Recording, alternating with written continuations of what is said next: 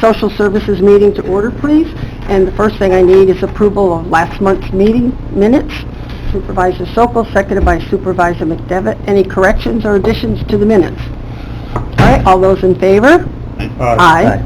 Opposed? Thank you. Carried. And with that, Chris, we'll turn it over to you. Good morning. Good I morning. had two items for discussion. The first is request to host a meeting. This is for the Summer Youth Award ceremony and picnic on August 16th at Crandall Park. All right. Someone like to make that motion? No, Ron, you don't have to. So Supervisor Driscoll, Yeah, and then a second to that? Supervisor Sokol. All those in favor? Aye. Opposed? Carried. And it is a nice event, so I hope all of those of you on the committee make a point of trying to be there. Chris? I know it's the same day as a board meeting, but we're going to start it a little later Oh, this good. year.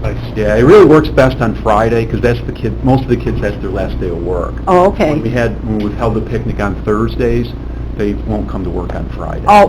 Well, they get confused. They're like, well, wait a minute, I just got my awards. Oh, and right. my ribbons. Am I supposed to go to work tomorrow? So if we do it on Friday, then they know they're done after. Okay. And the next one is to request a new contract with BOCES. This is for next fall, starting September. The price is up, just a little bit over last year. The current contract was for $14,500. This is for $15,022. It's a reimbursement, so the actual payment is typically a little less than what the contract amount is. All right. Someone like to make that motion? Supervisor McDevitt, seconded by Supervisor Sokol. Any questions? Okay. All those in favor? Aye. Opposed? Carried. Thank you. And I just had a couple of really quick things. Mhm. People probably read about Amsterdam Printing closing. They're down on Corinth Road in Right. Queensbury. One of the things that we get involved with, it's called the rapid response. Part of the WARN Act is if a company's going to have a significant layoff, they have to notify the Department of Labor, and that triggers this rapid response. And they send a team up from Albany. We have some dates in July where we're going to go into the plant and just tell the employees what kind of services there are. But we got a list of the impacted employees. There's 88 total. Just under half of them are Warren County residents, but we'll be there with the rapid response team to tell them, what kind of services we can offer. We'll be there to help them find employment, starting now. So hopefully by the time the actual layoff occurs in September, most of them will be, well on their way to a new job. And then the other quick thing is we're hosting a Veterans Job Fair on July 11th. We're working with Vet Services to help market that to veterans. But if there's any questions on either, I'd be happy to. That's a good idea. Yeah, we thought so. All right. Any committee member have a question? Yes. Mr. McDevitt. I wonder if I could just back up just a moment Sure. on the high school equivalency assessment. Yep. So that's getting people ready to take the equivalency exam, huh? Yep. Yeah. I guess my observation is having looked at that exam recently, but the last time I looked at it, I found that to be a difficult exam. Yeah. I don't think I could pass it. That's why we send them to BOCES for training. Right, and so my observation is, have we gone too far? I mean, we want to get people on their way, okay? We want to give them a boost. We want to give them a confidence builder. We want them to train but pass the exam. So this is not a Regents diploma, okay? Let's just kind of get on with your life, give you a diploma, make you employable, and so.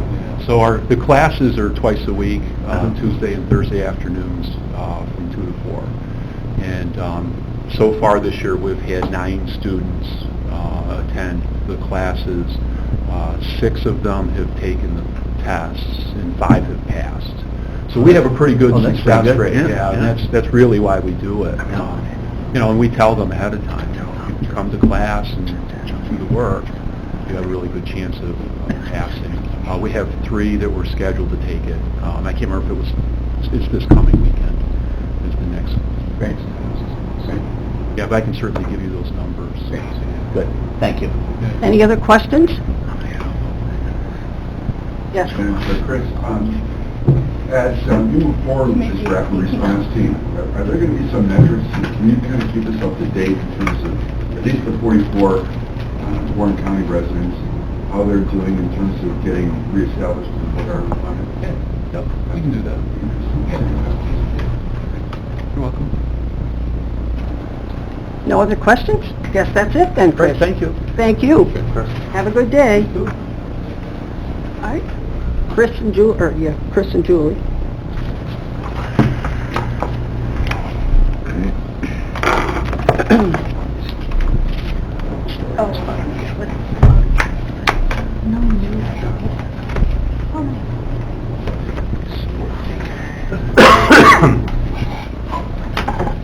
Just more characters.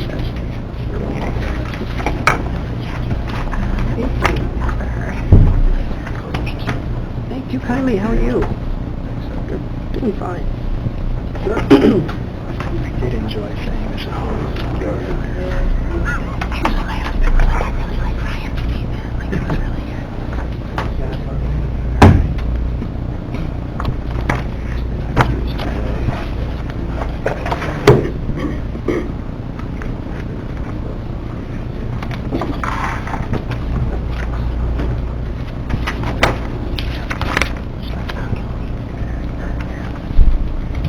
We're all set. Good morning, everyone. Good morning. We have a pretty brief agenda here this morning where you've got three requests for resolutions. The first one is an intent to fill a vacant position of Senior Social Welfare Examiner, position number 7 in the TA unit.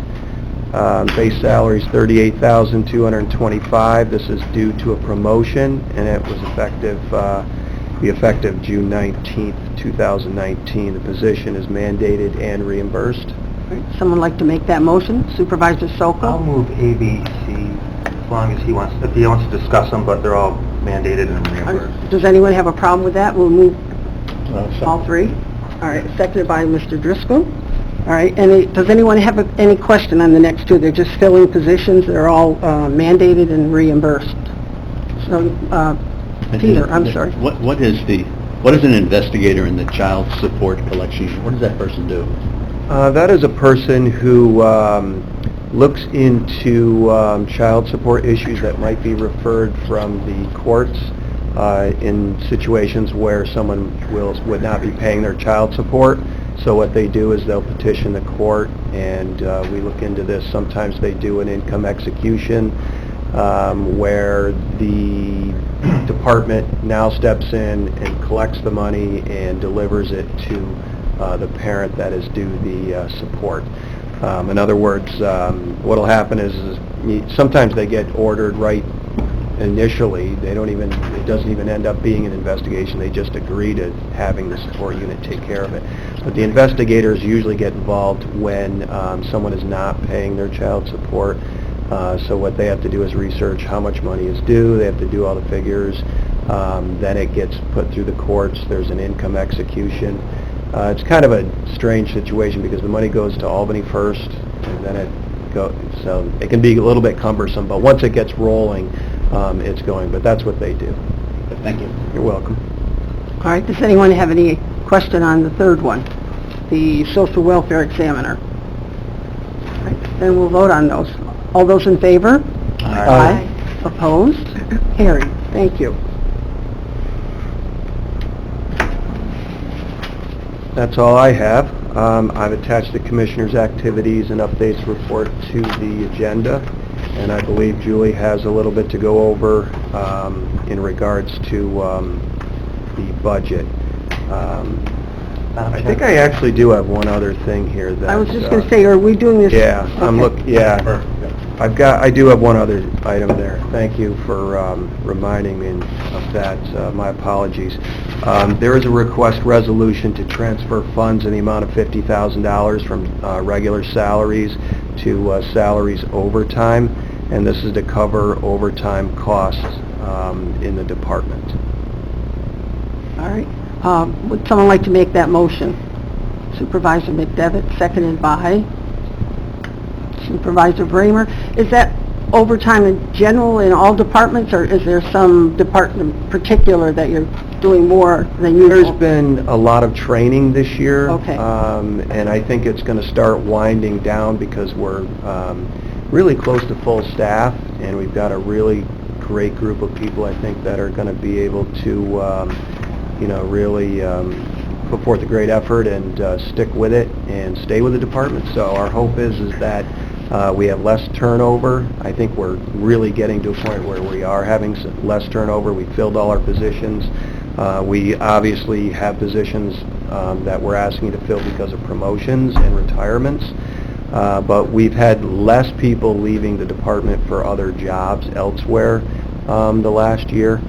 We've had a couple, but most of the positions that we're asking to fill have been from promotions and retirements. And we also have, our heap season was unusually busy this year, so we had a lot of overtime there. Our TA and Medicaid is still very busy, so we've had some overtime there as well. CPS continues to be an issue. The calls are, coming in constantly. They let up for a little while, but the last 2 weeks, all of a sudden, they're ramping up again, so we're just trying to be safe here and make sure that we have the funds there that we need to cover the overtime piece. Okay, thank you. Any positive results from the additional supervisor yet, or is it too early to say?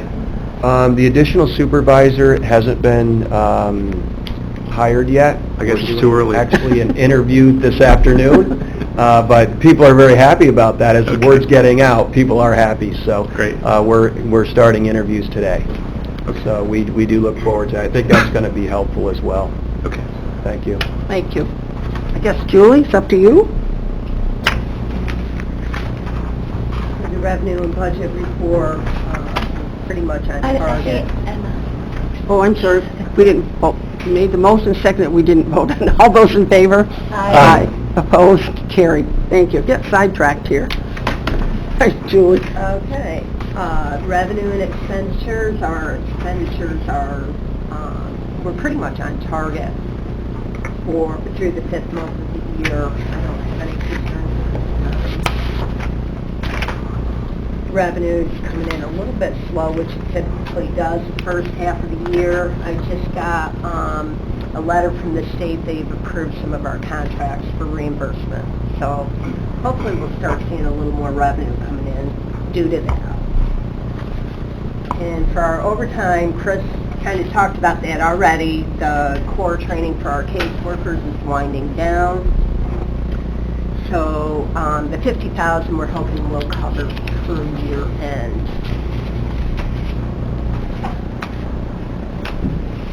Right, questions from the committee? All right, Mr. Staples. Madam Chair, I know she's not here today, but I was just curious how things are moving at the Countryside. Things are going pretty well up at Countryside. It's interesting that you asked that because we had a big meeting back in a couple weeks ago, I think on the 12th of June.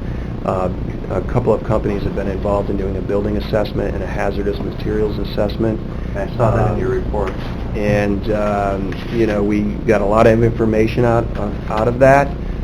There is a lot of work that needs to be done up there, so that's something that we'll be discussing going further into the year to figure out how we're going to approach that and see what kind of work we can actually get done, what is feasible. I actually have a meeting set up with Mr. Moore for later this week to start discussing some of those things, where we go and what kind of advice I might get from him and others as well going forward. But our new director is doing very well. She's catching on quick. Obviously, she's been there a long time, so she really knows how things work there, but there is a learning curve as far as being in the administrative position that she's in now. So she's learning a lot about different DOH stuff. We've had another inspection recently, and she's going through those suggestions that they have as far as getting some things, in order I should also mention that Buildings and Grounds is assisting with some of that stuff as well. So there's a lot of activity up there, a lot of activity. I'm 100% sure she will be coming to the next committee because she'll definitely have some action items. Okay, sounds good. Mr. Moore, did you have a question? I did. I think I answered it myself. Oh, okay. But my question was in regard to Medicaid.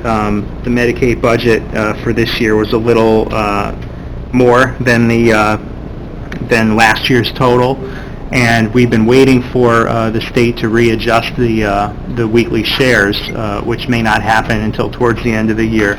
But I think, hypothetically, if the weekly shares stayed the same for the rest of the year, we'd be fine. I'm thinking that. Yeah. I'm a little nervous. Yeah. Well, I would say it's more likely to go down than it is to go up. But Counting on it. Does any committee member have any other questions for Chris or Julie? I Ms. Bramer. noticed, thank you, Chairwoman. I noticed in your report about this conference that was hosted at the Queensbury Hotel. That sounds like it was really Yeah, it was really exciting to have all those agencies together. yeah, it was it was a privilege to have them come to our county. They chose our county, so everything was set up at the Queensbury Hotel. They had a very nice day, nice lunch. As you all know, the Queensbury Hotel is just fabulous, and I got a lot of comments from people that were there about this is probably the nicest place we've been for one of these because they're going throughout the different regions. But there was a really good turnout. There was at least 100 people there from various counties. I think I listed them in my report.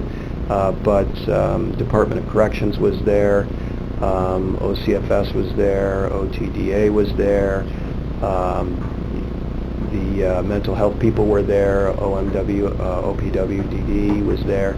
So there was a lot of participation as far as trying to figure out what we're going to do with these people that are very hard to transition into housing. And there's a broad spectrum. You know, you have vulnerable people who are disabled in some way, you have elderly people, you have people who are leaving the prison system, the correction system, who might have very strict guidelines as to where they can go, and that's a big issue as well. So it was interesting to see. And I think a lot of good information came out. I'm not going to say that there was a lot of new information as far as new legislation or regulation or programs, but the thing that came out was that between the agencies we realized that there are better ways to work. There's more collaboration that's going to be taking place, and that's going to improve efficiencies and better outcomes for the people that we serve. So it was a big day. It was a good day too. So we were pleased to have them here. Supervisor Thanks, Driscoll. Madam Chairman. Chris, at last Wednesday's board meeting, we had a presentation from Bob Landry, the Executive Director of the Glens Falls Housing Authority, and he explained all the program services and opportunities for municipalities from throughout the county to meet with them to address those very same housing-related issues. I would, I guess, encourage you to reach out to Bob. I know I was working with an individual who whatever level, sex offender, and was going to become homeless. And there's certain opportunities that may not be available to that type of an individual. But he can really have a wealth of information as far as I would encourage that, and I'd be happy to coordinate a meeting if I could do that. All right, thank you. Thank you, Ben, for sharing that with him. Are any other committee member have anything? If not, I guess we're all set then. Thank you, Chris and Julie. Thank you. Enjoy the rest of your day. You too. Thank you.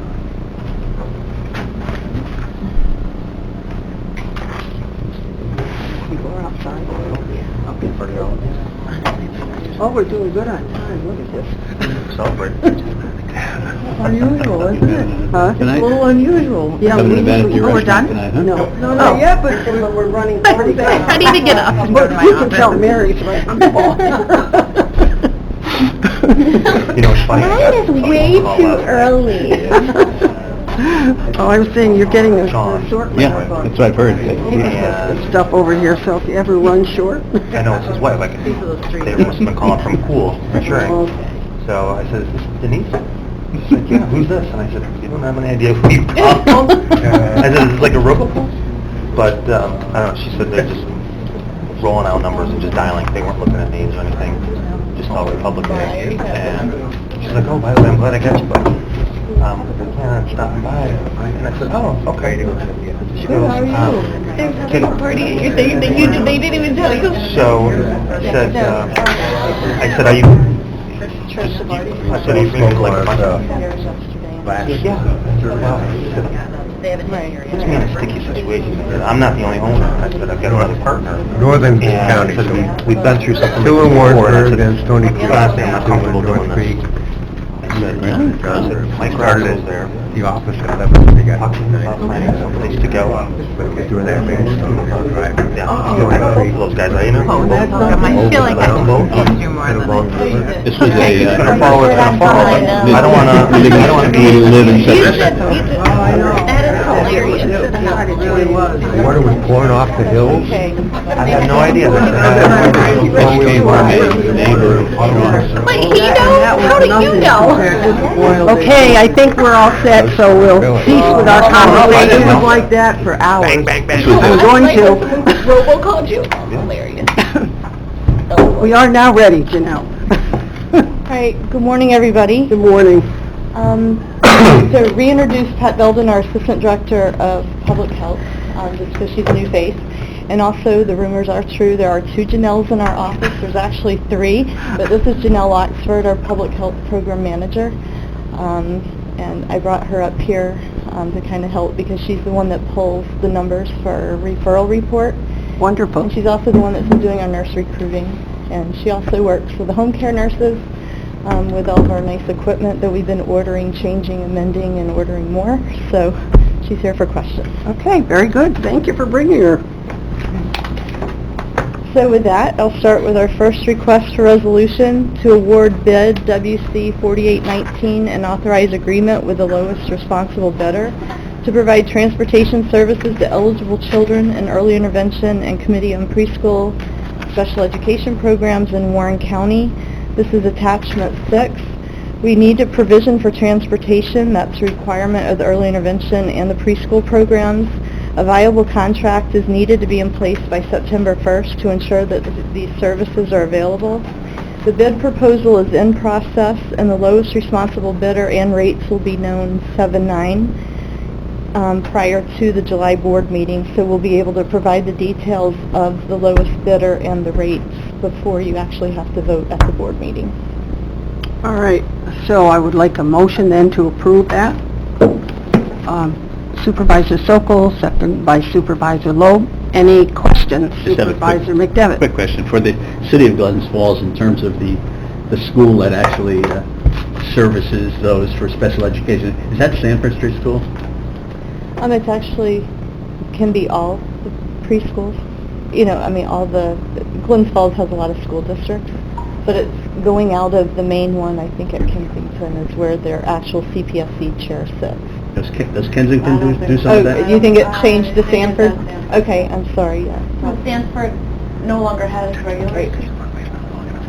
No, the reason I go down that street a lot and I see the buses kind of currently there, and and I knew Kensington had a program at one point. Well, actually, the children that go to the elementary schools are actually school age. This is a preschool program where there's different groups and different preschool programs, like at Prospect and other places that we've accepted by resolution the last couple months, where they offer programs that we have to transport children to. Thank you. But I think children Any other questions, Supervisor? are transported at all ages to all of the different school districts in the city of Glens Falls, including the First Ward, and I believe in St. Mary St. Alphonsus. All right, any further discussion? I was just going to say the specific transportation is for the early intervention program, which is 0 to 3, and the preschool program, which is 3 to 5. These are the children we're talking about. 0 to 3. Well, obviously, an infant's not going to go, but sometimes the 2-year-olds or the 1.5 or 3-year-olds are eligible for programs or needing programs. Thank you. All right, then let's vote on that. All those in favor? Aye. Opposed? Carried. Thank you. Next, we're requesting resolution to amend Resolution 123 of 2019 to change the total amount not to exceed $6,402.73 to cover a shipping fee of $77.73.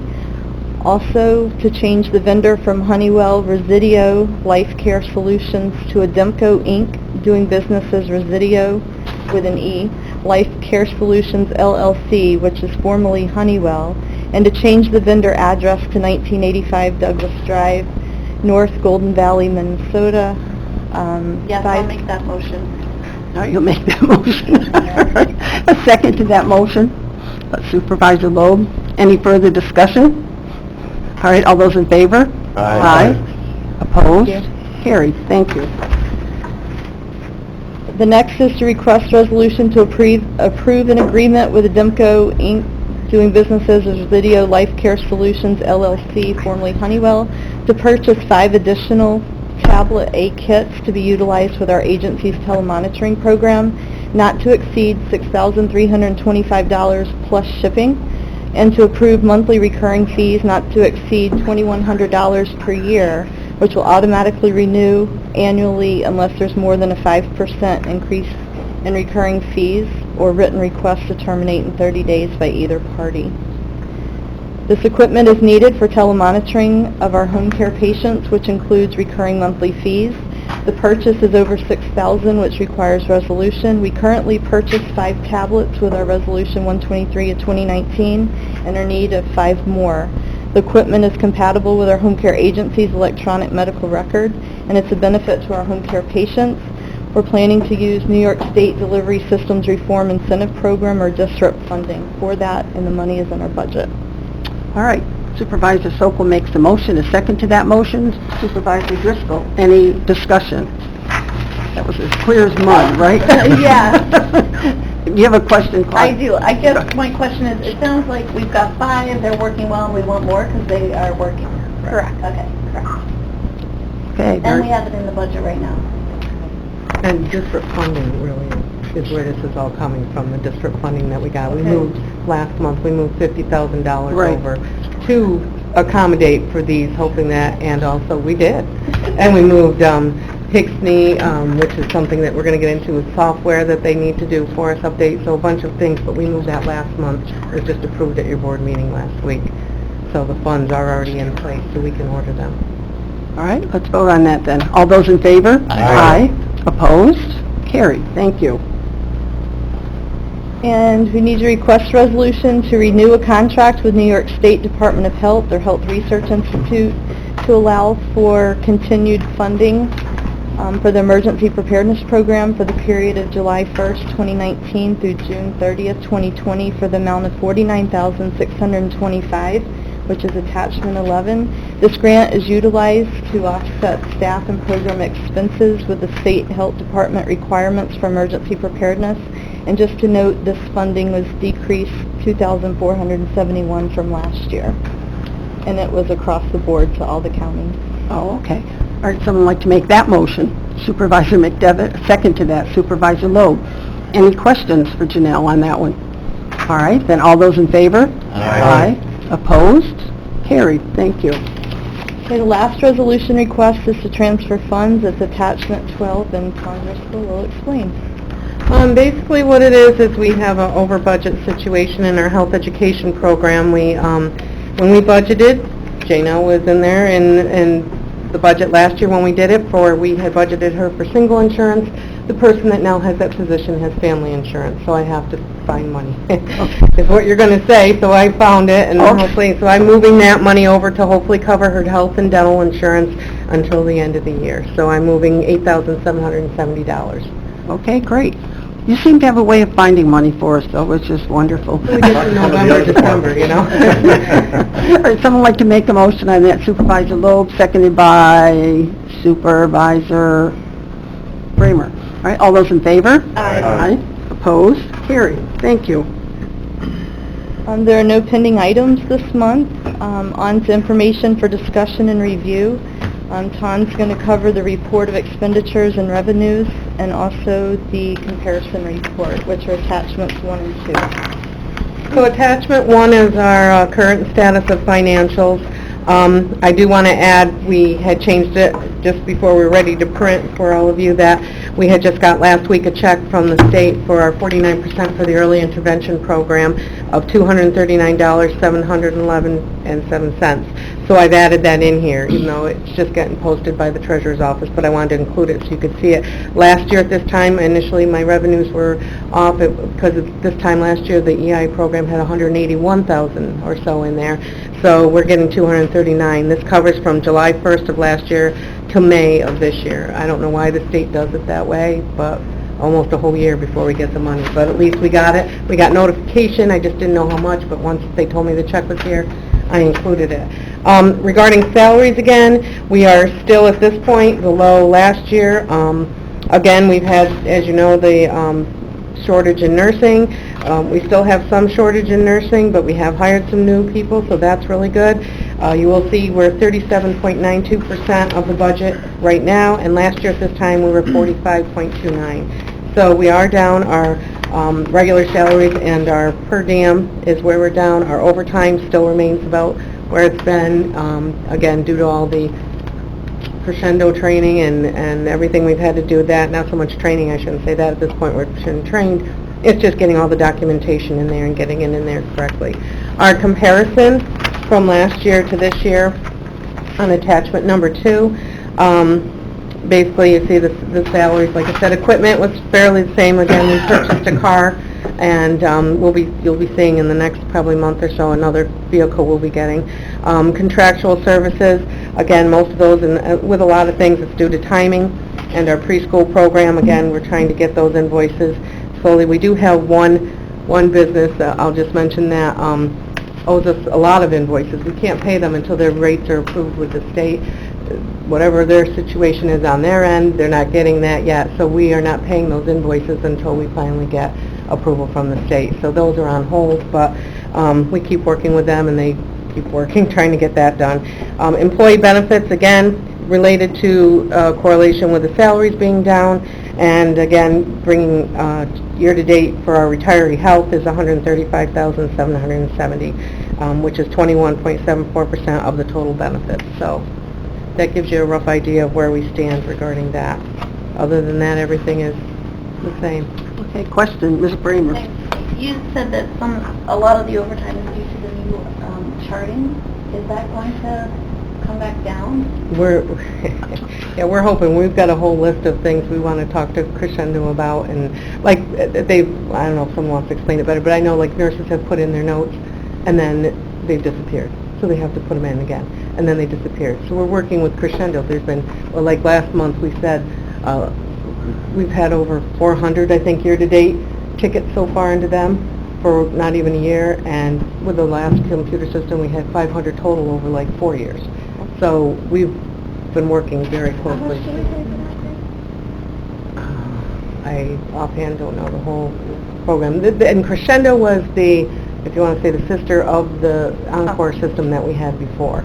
You know what I mean? It was their new program and everything like that. And we've got a lot of documentation that we're letting them know regarding that. Val is very good about also watching the overtime and what's being done, trying to give, moving cases, so nurses, if they need to get in and get stuff done, that they're in the office and getting their paperwork, or I guess not paperwork, but computer done and documentation done if they have to get all that, making sure that everything is saved and correct and going in that. So what we've done, Oh, no. well, from what we've done so far, was it last week or the week before, We met with the county attorney's office and we drafted a letter to Crescendo to advise them of our issues, our overtime, our number of call tickets, our concerns for regulation compliance and billing. And they've been very attentive. We had a conference call last Friday to meet with him. He gave us some of his action steps on what they're going to do. I don't know, Janelle, do you want to speak a little bit more to that? Sure. So we had a phone conversation with the coup of Crescendo, actually Brian. So when we did get Ryan Dickey involved, we were able to get accelerated much beyond a technical standpoint, which was kind of the wall we were always hitting when we got to Crescendo. So Janelle and I spoke with Brian, and we really laid out on the table in a very nice chart form what the continued issues we were seeing with Crescendo were, what we were hearing from our staff. We had printed out all their tickets online, which we were able to compare Crescendo to Encore, just to kind of build our own case on something's not meshing here. And he was very receptive to it. He wasn't combative at all. And he was very wanting to get to the root of the point just as much as we were. And I do think since that phone call, I've actually had better representation between myself and the technical side. So we're hoping that that will continue to keep working forward and a little bit quicker, so that way we can step back from all these overtime costs, hopefully see patients getting a little bit better charting from the nurses, because as they all said, when a nurse loses a note, that first note might have been that A++ note. But now as they go down and they have to continue to do it because they're losing it again, you're losing those details, those finer tunes, and that's really what we want to get away from. So he seemed very receptive, though. We're going to try and get some of their tech people out here to go in the field with our nurses, so that way we can hopefully really pinpoint down what's going on.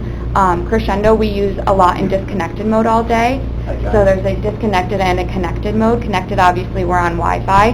Disconnected is what we tell our nurses to be out in the field. And that's where we're kind of getting that issue, is when we're coming back in and connecting. That transfer of information is where that glitch seems to be happening. So that's really what we're hoping to drill down and get the focus of their tech people coming out and maybe pinpointing where that's going wrong, what step we might be missing, etc. And Janelle has done You raise this a, sorry. up to the county attorney, because this is not acceptable, and we're Right. probably Yeah. paying a lot of money for that system. And I don't know, if we're not the only county using it, this is a big problem. One of the issues we've identified is it's not a New York-based county, so some of the regulations that need to be in compliance with, you know, if we're only a small percentage of across the country what their clients are, but we do feel that we do have his attention. We do feel he was very receptive to sending somebody in the field with us. That's going to happen relatively soon. And we feel like we at least have the ability to address the issue where when you can't get past that first phone call, it gets very frustrating. And I do want to note that Janelle has done an amazing job in the transition when Sammy left, because she left in the summer when all this was kind of hitting. Janelle did a great job stepping up to the plate. She's worked very well with the clinicians that are ready to pull their hair out, throw computers out windows. We've not thrown any out the window yet, thanks to Janelle's patience and just enthusiasm in trying to help and find the root of the problem. And she's done a great job being a liaison with the company. So. Oh, that's And great. that's why she's here today, to answer those questions. All right, thank you very much. Okay, so jumping along to status of referrals, Janelle, you want to, Janelle's also the one that pulls these reports. I do pull these reports. So I do know that when you look at this bottom of the negative numbers, that starts to get a little scary, but what I do really want to focus on is that right now, especially in the last 3 months, we're at a very consecutive pattern at least. You know, we're seeing that 95 to 96 range of patients. It's not like we're spiking and then we're dropping and we're spiking and we're dropping. So I do like to see that we are at least getting back into that consecutive round. Hopefully we will continue to see that move forward, as of course we'd love to see more evals and everything come in. I think the main focus of the fact that this is now leveling out and staying consecutive is really where a good high point is. It was a little bit more alarming when we would jump for a month and then we drop for a month in my mind. So I am glad to see that. And we are now going to see an increase in our PRIs. When Annie Stewart left, we did kind of have a little bit of a gap there where we weren't seeing as many PRIs, and now we are seeing some again, so that will also help increase with our numbers. Okay, thank you. Supervisor Lowe, Thank you, question. Madam Chair. On that idea, the point of the low numbers being consistent, but To what do you attribute the fact that it's now in the mid-90s as opposed to the teens? I think there's a lot more competition now with home care agencies too. You know, now that HCR is really a lot more in our county, other agencies, I think there's more competition going into even the hospital, where patients go, stuff like that. I just think there's more overall competition for us.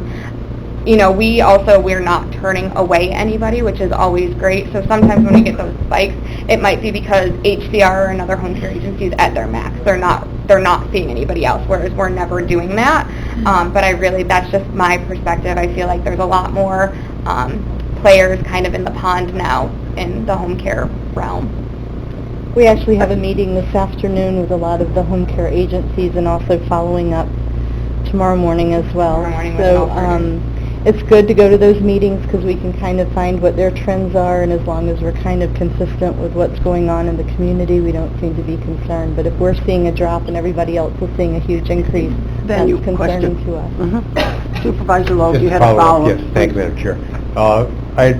We discussed this a couple of months ago, but back 7 years ago when HCR or a similar company wanted to come in, we had an actual concern that it was going to impact our finances in that they would take the low-hanging fruit, the ones that were all in the neighborhood, and we would have to send our nurses up to Elk County, thus more expensive patients as far as transportation and time. It seems to, from what you're saying, it seems to have had an impact on our numbers, but you indicated the last time, and I'll ask you to reaffirm that it really hasn't had a significant financial impact on the county. No, because I think, and Tom can answer this better, but when we put out an expense to see a client, there's revenue then to match that. So as long as you're kind of balancing your expenses and your revenues with the program and the patients that we're seeing, we're okay. What do you think? And that's true, and the one thing too is, we've had the nursing shortage, and we meet all demands that we have to, but of course, if it goes on, but remember, we're just Warren County. These other ones go into Saratoga and Washington County too.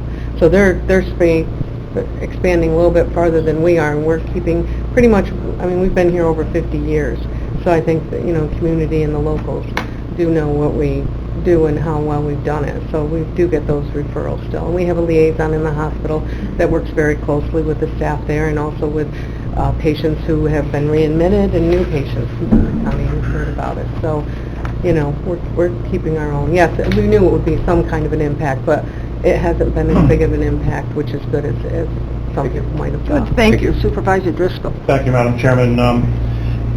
I noticed that each month you give a town-by-town or municipality-by-municipality breakdown of the rabies program. Would it be difficult, or are you breaking any HIPAA laws if you were able to break down referrals by municipalities also, so we can get a kind of an idea of who you're servicing? In our annual report, we do that. We, Okay. on the Crescendo side, do not have access to that report. It's something that they have to run for us. Okay. So the last time when I needed that for the annual report, I had Crescendo physically run it for us, and they sent us the numbers. It's definitely something I could look at, seeing if they could do that on a monthly basis for us. But right now, it is in the annual It's report. kind of nice to look at to see where Yeah, we're where, going. yeah. Maybe we might could do quarterly or We could- semi-annual or... Yeah, that- The woman yeah. who pulled it for me at Crescendo was she understood why we needed it, and in Encore it could be pulled ourselves, but she was very receptive to pulling it for me again when I needed Yeah, it. especially So, as we, we're in kind of competition with other organizations. It might be nice to see if we have a particular, market within the county. I'm thinking mostly Stony Up Creek, County. Asa. Well, yeah. Well, certainly. We want to make sure that we continue to do a good job in those communities and get our, fair share in the Greater Glens Falls, Queensbury area, too. yep. I can definitely ask her about that. All right, Janelle, next. Also attached is the emergency response and preparedness report and the rabies report. Under informational item, attachment 9, we have an authorization to attend a meeting and convention form for 2 of our staff, Jody Brines and Christy McGavey, to attend the Home Care Association PDGM boot camp. For clinical managers and quality staff, that's in July in Suffern, New York. The total of cost for registration fees, gas tolls, parking, dinners is estimated to be $909.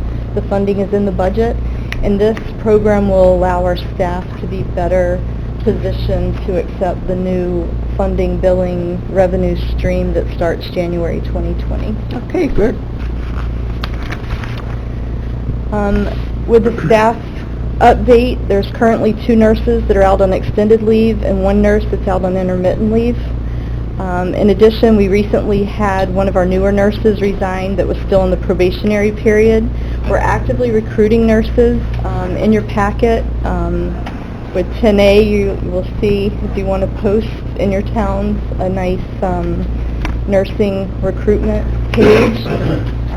Also on Facebook, our staff, specifically, and Janelle found a nice write-up on Life of a Home Care Nurse.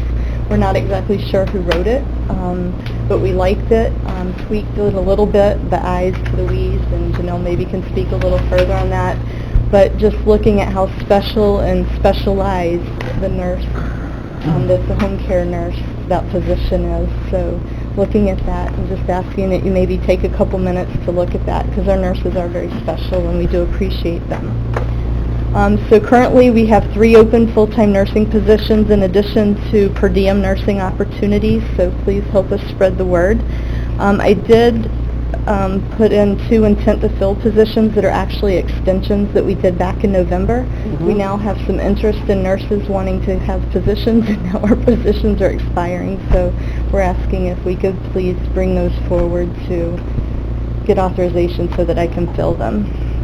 So then we need a motion. All right, I need a motion for that then. Supervisor Loeb, seconded by Supervisor Bramer. All those in favor? Aye. Opposed? Carried. Thank you. That's all I have. Any questions from the committee? Any questions from anyone in the audience? All right, if not, I will ask for a motion to adjourn. Supervisor Loeb, seconded by Supervisor McDevitt. All those in favor? Aye. Thank you. So